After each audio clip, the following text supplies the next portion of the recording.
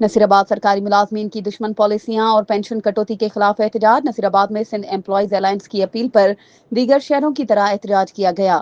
گسٹا کے رہنماؤں مولوی اکبر کاندھڑو، نجی اللہ چنہ، جاوید نواز اور دیگر کی قیادت میں ہائی اسکول میں احتجاج کرتے ہوئے تالہ بندی کی گئی۔ اسی طرح پیٹے الف کی جانب سے مین پرائمری اسکول کی تالہ بندی کی گئی، جس کی قیادت معشوق علی بادھانی اور عبدالوہاب بروہی نے کی۔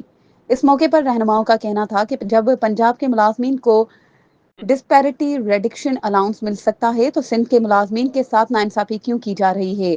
سندھ کے ریونیو اور کو دیگر صوبوں پر خرچ کرنے کے اعلانات کیے جاتے ہیں، لیکن اپنی ہی دھرتی کے عوام کو محروم اور مظلوم بنایا جاتا ہے۔